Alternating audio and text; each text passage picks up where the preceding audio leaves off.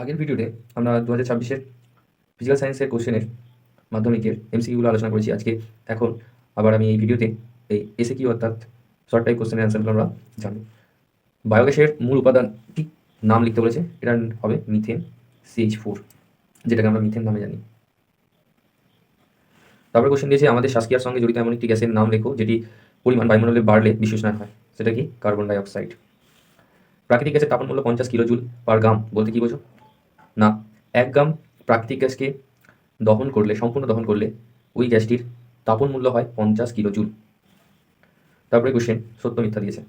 না, একই উষ্ণতা ও চাপে সময়তন সকল গ্যাসের সমসংখ্যক পরমাণু থাকে না, এটা অণু থাকে হতো, তাহলে এটা মিথ্যা।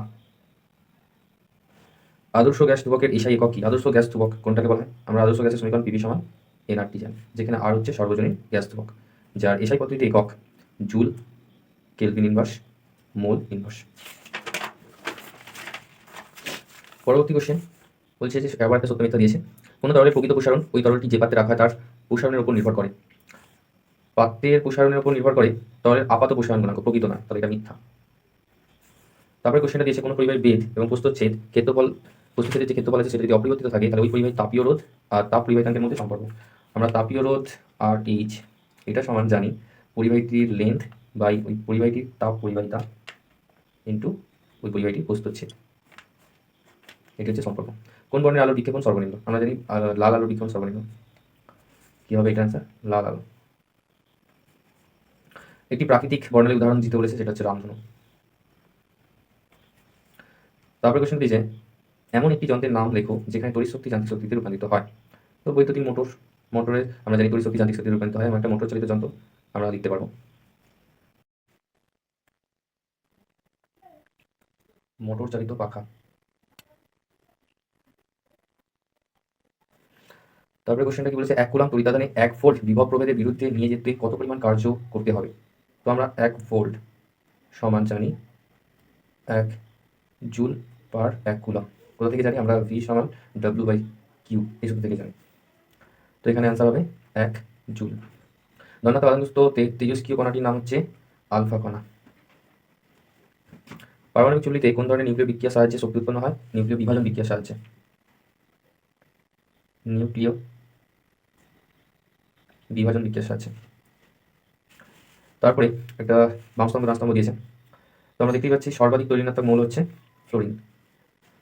তারপরে রেড হেমাটাইট হচ্ছে Fe আয়রন এর আকরিক, যেখান থেকে আমরা আয়রনকে নিষ্কাশন করি। তারপরে যে মৌলের অ্যানায়ন লোহায় মরিচা করতে ত্বরান্বিত করে সেটা হচ্ছে ক্লোরিন। আর ধাতু সংকর পিতলে যে ধাতুটির শতকরা পরিমাণ অন্য ধাতুটির শতকরা পরিমাণের থেকে বেশি, সেটা যেটা পড়ে যাচ্ছে কপার। তারপরে নিচে যৌগগুলির মধ্যে কোনটি সমযোজী যৌগ? পটাশিয়াম ক্লোরাইড, না এটা আয়নীয়। সোডিয়াম ব্রোমাইড, এটা আয়নীয়। কার্বন টেট্রাক্লোরাইড, এটা সমযোজী। তাহলে অ্যান্সার হচ্ছে carbon tetrachloride CCl4। Gold plating এর জন্য ব্যবহৃত তড়িৎ বিশ্লেষকটির নাম? তো তড়িৎ বিশ্লেষকটির নাম হচ্ছে পটাশিয়াম অরোসায়ানাইড। পটাশিয়াম অরোসায়ানাইড। কোনো তড়িৎ বিশ্লেষ্য পদার্থে জলীয় দ্রবণে তড়িৎ বিশ্লেষণ হয় ওই দ্রবণে কিসের মাধ্যমে হয়? আয়নের মাধ্যমে, সাধারণত ক্যাটায়ন আর অ্যানায়নের মাধ্যমে হয়ে থাকে তড়িৎ পরিবহন। তড়িৎ বিশ্লেষণে পরিবর্তী প্রবাহ অর্থাৎ কি এসি ব্যবহার করা হয় না কেন? এসি ব্যবহার করলে কী হতে পারে না, অভিমুখ অর্থাৎ ক্যাথোড এবং অ্যানোডে যে ক্যাটায়ন এবং অ্যানায়ন গঠিত হয় সেটা অভিমুখ পরিবর্তিত হয়ে থাকে। সেই কারণের জন্য আমাদের এখানে সারা ডিসি কারেন্ট অর্থাৎ ডাইরেক্ট কারেন্ট ব্যবহার করা হয়, এসি কারেন্ট ব্যবহার করা হয় না। তারপরে কোশ্চেনটা বলছে লেড নাইট্রেট এর জলীয় দ্রবণে H2 অর্থাৎ হাইড্রোজেন সালফাইড গ্যাস চালনা করলে কালো রঙের আলোকে পড়ে যায় তার সংকেত।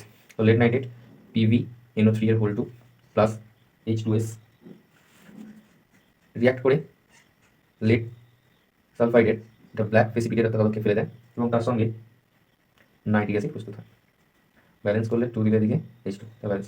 এটা হচ্ছে রাসায়নিক বিক্রিয়া। শূন্যস্থান দিয়েছে একটা অ্যামোনিয়ার সঙ্গে কার্বন ডাইঅক্সাইডের বিক্রিয়া, ইউরিয়া এবং জল উৎপন্ন। ইউরিয়ার সঙ্গে কি? NH2 এর হোল 2 CO। তারপরে কোশ্চেন যে দুটি গ্যাসের রাসায়নিক বিক্রিয়া কঠিন পদার্থ উৎপন্ন হয়, রাসায়নিক বিক্রিয়াটি লিখতে হচ্ছে। দুটি গ্যাস NH3 গ্যাসের সঙ্গে হাইড্রোক্লোরিক গ্যাস রিয়াকশন করলে একটা কঠিন এবং NH4Cl অ্যামোনিয়াম ক্লোরাইড, যেটা সলিড উদ্যোগ করার সাদা ধোঁয়া সৃষ্টি করে। কিউপ্যাক নাম দ্য CH3CHOH সিস্টেম। তো এটা 1 2 3 অর্থাৎ প্রোপান 2 অল বা লিখতে পারো 2 প্রোপানল। এখানে যে ইথানোইক অ্যাসিডের গঠন, ইথ মানে দুটো কার্বন, উইক অ্যাসিড মানে COOH, এখানে তাহলে CH3COOH, এটার নাম হচ্ছে ইথানোইক অ্যাসিড। তারপর PVC পলিভিনাইল ক্লোরাইড এর একটি ব্যবহার অর্থাৎ পাইপ প্রস্তুতিতে ব্যবহৃত হয়। পাইপ প্রস্তুতিতে